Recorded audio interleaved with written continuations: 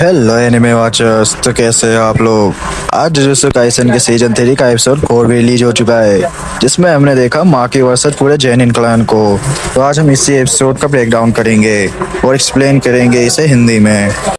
तो चलिए शुरू करते हैं। एपिसोड की स्टार्टिंग में हम लोग को अपनी माँ की दिखाई जाती है। जैसा कि हम लोगों ने पिछले ही एपिसोड में देखा था कि इतादोरी की पूरी टीम ने डिसाइड किया अपने अपने गोल्स, जहाँ पे माकी का जो गोल था वो कर्स टूल को लेके आना था जेनिन क्लैन से लेके। जहाँ पे हमें घर के बाहर से ही एक जो है कन्वर्सेशन सुनाई देती है, जहाँ पे एक आदमी बोल रहा होता है, अरे माँ तुम तो पहचान भी नहीं आ रही हो, ये तुम्हारे फेसेस जो स्कार हैं भाई तुम्हें एकदम अलग बना रहे हैं, क्या ये ठीक नहीं हो सकते हैं। जहाँ पे माकी तो एकदम रूडली कहती है, क्या अब तुम लोग जो है यहाँ पे लड़कियों को उनके फेसेस जज करने लगे, मुझे लगता था तुम इससे पहले कुछ और देख के जज करते थे। देन हमें यहाँ पे जो है घर के अंदर का सीन देखने को मिलता है, तो हमें पता चलता है ये कोई और नहीं अपना नौया जननी नहीं है, जो कि ये बातें अपने माकी से बोल रहा होता है। जहाँ पे अपना नौया पूछ ही रहा होता है माकी से कि भाई तुम करने क्या वाली हो, और उसे मतलब बहुत ज्यादा उल्टा सीधा बोल भी रहा होता है। जहाँ पे अपना नौया जनिन बोलता भी है कि भाई तुम जो ना जुजुत्सु यूज कर सकती हो, ना कर्स स्पिरिट्स को देख सकती हो, और तुम्हारा फेस है वो भी अब खराब हो चुका है, तो तुम आगे चल के कर क्या लोगी भाई, अब तो तुम्हें कोई पहचान भी नहीं सकता है, और तो तुम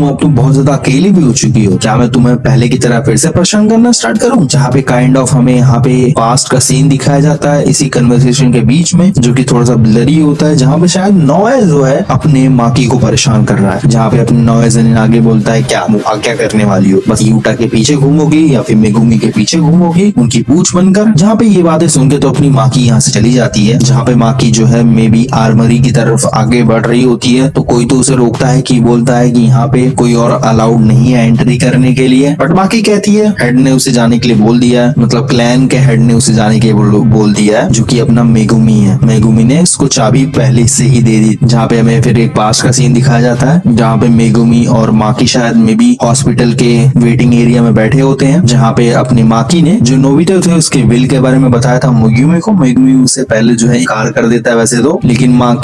जो अपनी माकी होती है उसे ये चीज करने के लिए बोलती है। माकी आगे बताती है कि नोबितो ने उसके लिए बाकी सारी जो एसेट्स कर जेनिन क्लैन की वो छोड़ रखता मेगुमी के लिए, पैसा हो गया, कर्स टूल्स हो गए, जिसके लिए माकी अगर बोलती भी है कि अगर तुम भाई हेड बन जाते हो तो हम लोग जो बीग बिक्री के इंटेल है ना वो चीज भी निकाल सकते हैं, जो कि हमें आगे चल के बहुत ज्यादा फायदा देने वाला है। जिसका मेगुमी तो बिल्कुल भी इंटरेस्ट नहीं दिखाता है और बोलता है ठीक है माकी तुम ही कर लेना, जो तुम्हें करना हो मैं दे देता हूँ। मतलब मेगुमी काइंड ऑफ बोलता है कि तुम ही हेड बन जाओ, लेकिन माकी बताती है कि अभी करंटली उसको कोई एक्सेप्ट नहीं करेगा, वो उसे अलाउ नहीं करने वाले हैं। करंटली जो मेगुमी है वो क्लैन की टेक्निक को इनहेरिट करता है और उसका डोमेन में भी मास्टरी है, और सातोरू को भी मतलब काइंड ऑफ कृपा बनी रहती मेगुमी के ऊपर, तो मेगुमी ये सब काम जो है आसानी से कर सकता है, माकी का ऐसा मानना होता है। लेकिन अभी भी यहाँ पे जो अपने मेगुमी होता है उसे कोई फर्क नहीं पड़ रहा होता है। जहाँ माकी भी बोलती है कि हाँ अभी करंटली वो भी एकदम स्टेबल नहीं है कि वो कुछ भी कर सके, और वो माई के लिए कोई जगह भी नहीं ढूंढ पाई है जहाँ पे माई बिलोंग कर सके। जिसके बाद हम लोग प्रेजेंट में आते हैं, माकी आगे बढ़ रही होती है आर्मरी की तरफ, एक लेडी पीछे खड़ी होती है जो कि उसे कोस रही होती है कि तुम ये सब क्यों करती हो, तो हमेशा से ऐसी क्यों हो, और हमें पता चलता है कि ये अपनी माँ की माँ है। जहाँ पे बोलती भी है कि कोई तो ऐसा एक काम कर दो, कोई तो एक ऐसा मूवमेंट दे दो मुझे कि मैं तुम्हें अपने जन्म देने पे कुछ गर्व कर सकूं। जिसके बाद माँ की आर्मरी के पास पहुंचती है, वो आर्मरी खोलती है एंड उसके अंदर एंटर करती है। जिसके बाद अचानक से हमें यहाँ पे कुछ बातें सुनाई जाती हैं। यहाँ पे मतलब जो अपने नोया जेनिन होता है और बाकी जो यहाँ पे जेनिन होते हैं, ओगी जेनिन, जिनिस्टी जेनिन जो भी थे, उनकी बातें यहाँ पे सुनाई देती हैं कि काइंड ऑफ वो लोग जो है यहाँ पे डिस्कस कर रहे होते हैं कि कैसे जो है मेगुमी थोड़ा सा तो अच्छा है अपने नोया जेनिन से, तो वो मतलब लीडर भी बन सकता है, लोग उसको सपोर्ट भी कर रहे हैं, क्योंकि वो जो है ना गोजो क्लैन से इनका जो टाई है वो अच्छा बना सकता है, उनके रिश्ते अच्छे बना सकता है। लेकिन हाँ ये लोग ये भी मानने को तैयार नहीं है कि मेगुमी फुशिकुरो को ये सारे एसेट्स दे दे जो भी जेनिन क्लैन के हैं। जहाँ पे ये लोग आगे डिस्कस करते हैं कि भाई हम लोग तो मेगुमी को हटा क्यों नहीं दे रहे हैं। जहाँ पे ये लोग बोलते हैं कि मेगुमी सिर्फ जो है गोजो क्लैन से रिलेटेड नहीं है, ये कामो क्लैन से भी रिलेटेड है भाई। वो तुम लोग प्रेजेंट में आते हैं जहाँ पे माकी ने दरवाजा खोल रखा होता है, और हमें पता चलता है कि यहाँ पे ओगी अपना खड़ा हुआ है, जहाँ पे बोलता है कि माकी यहाँ पे कोई भी कर्स टूल नहीं है, पूरा का पूरा आर्मरी ही खाली होती है। जहाँ पे ओगी बोलता है कि हाँ मैंने जान गया था तुम यहाँ पे आओ, मैंने इससे पहले यहाँ पे हटा। जिसके बाद हम लोग देखते हैं नीचे की वहाँ पे माई पड़ी होती है, जहाँ पे माई जो है उसे यहाँ पे आने के लिए इडियट बोल रही होती है। जहाँ पे अपनी माँ की जो एक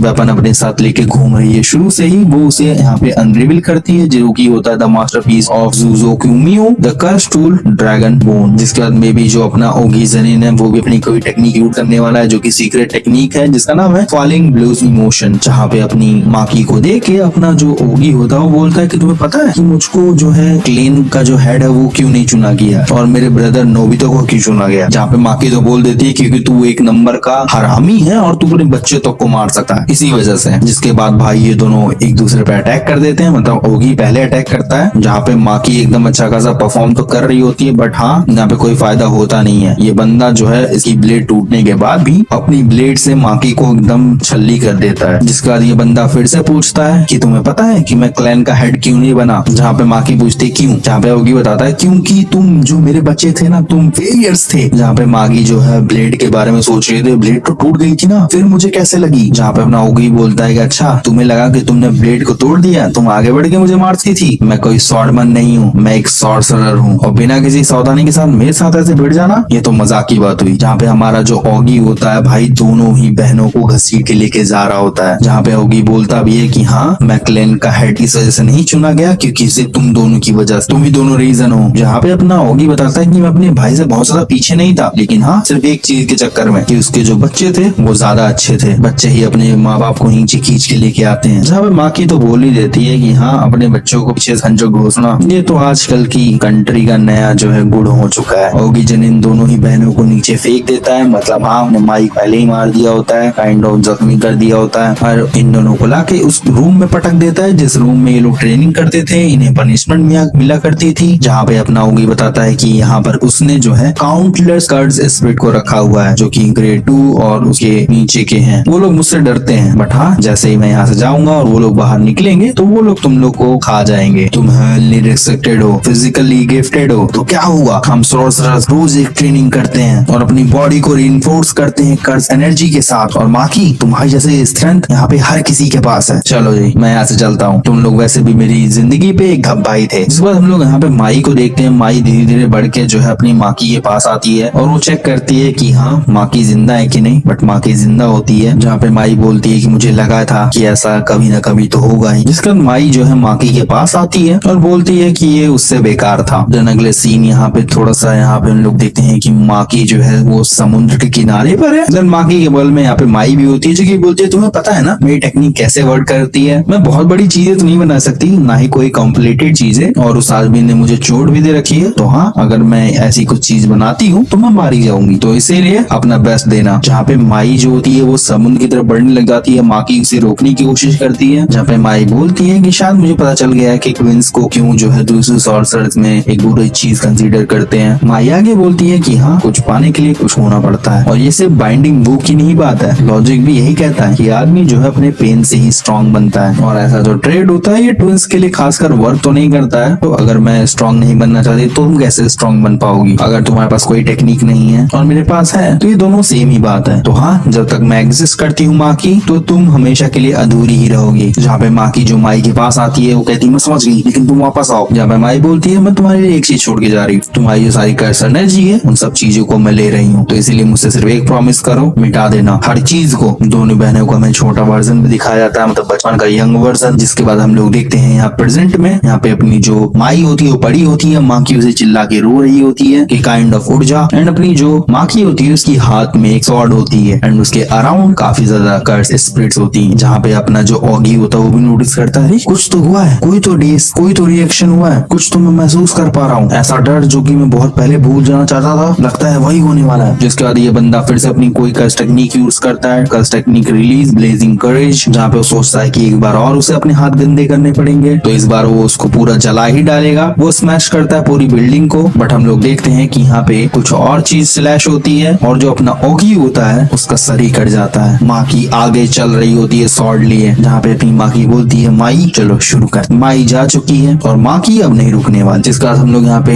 जेनिन क्लैन के अंदर देखते हैं मे बी यहाँ पे कुछ तो घंटी बजाई जा रही होती है, सारे जेनिन क्लैन के लोग जो है इधर उधर भाग रहे होते हैं। यहाँ पे अपना जिनीची भी होता है, यहाँ पे अपना नोया भी होता है, जहाँ पे बाकी लोग यही बातें बोल रहे हो कि जो माकी है वो बाजार जाग चुकी है और वो मिस्टर ऑगी को मार चुकी है और जो अपना कुकुरु यूनिट है वो उसे अभी हैंडल कर रहा है। जहाँ पे एक बंदा भी हमें दिखाया जाता है जो कि अपनी टीम को बोलता है जाके उस जल्दी से पकड़ लो, पहले मैं उसके पास पहुंच जाऊं वरना जो कैप्टन है वो गुस्सा हो जाएंगे। बाकी हाँ उसे मारना मत, उसे मैं ही मारूंगा। ये बंदा शायद कोकुरो यूनिट का होता है, जहाँ पे जो पूरी यूनिट है बॉयज की जेनिन क्लैन के अंदर, इनके अंदर वैसे कोई कस्ट टेक्निक पोजेस नहीं करते हैं ये लोग काइंड ऑफ सबऑर्डिनेट ऑर्गेनाइजेशन है हे के, जिनको मार्शल आर्ट्स आते हैं और वो उसकी डेली प्रैक्टिस करते हैं। और जो अपनी माकी थी वो भी इसी यूनिट से बिलोंग करती है जो सुहाई जाने से पहले, जहाँ पे हमें माकी भाई 2 वेपन्स के साथ दिखाई जाती है। अब ये 2 वेपन्स कौन से हैं पता नहीं, बट हाँ वो अपनी बहन को याद कर रही होती है और भाई साहब क्या ही बैडअस वॉक कर रही होती है वो, जहाँ पे पूरी जो यूनिट है उसे ही घेर लेती है, जहाँ पे अपनी माई के प्रोमिसेस को याद करती है और उससे माफी मांगती है। फाइनली ये पूरा का पूरा यूनिट उस पर अटैक करता है, बट माकी कहाँ रुकने वाली है भाई। एक स्लैशेस में कितने बंदे उड़ रहे होते हैं किसी को पता ही नहीं है भाई, फुल ड्रॉन एक्शन भाई। बस तुम लोग जाके कटाई छटाई देख लेना, ब्लैक एंड व्हाइट में भी मारती है भाई माकी अपनी, सिर्फ ब्लड दिख रहे होते हैं। माकी जो है भाई यहाँ पे 2G की लिमिट पे जा चुकी है भाई, बंदी सिर्फ स्वॉर्ड्स को फेंक रही है, स्वॉर्ड कैप्टन अमेरिका के शील्ड की तरह घूमते घूमते उस विलन्स को, मतलब इन बंदों को मार रहे हैं भाई। पेंटिंग्स बना रही है भाई विंडोज के ऊपर, डोर्स के ऊपर, फ्लोर पे पानी की जगह खून बह रहा है भाई, तुम सोच सकते हो। और इन लोग को भाई बिना पता ही मूव कर रही है, एक हाथ से बंदा उड़ा दे रही है भाई। I can't explain this fight, so go and watch it guys. May be शायद जो दूसरी तलवार होती है वो अपने ओगी की होती है, जो कि शायद वहां से उठा के लेके आई होगी मे बी, बट एक तलवार तो वही माई वाली ही जो माई ने अपनी माकी को दे रखी है। जहाँ पे इस यूनिट का जो ये वाइट वाला बंदा नहीं था, ये स्पाइक बालों वाला, ये पहुंचता है यहाँ पे हो क्या रहा है, और वो देखता है कि इसकी सारी पूरी टीम जो है कचड़े की तरफ फैली हुई है और पूरा का पूरा जो फ्लोर था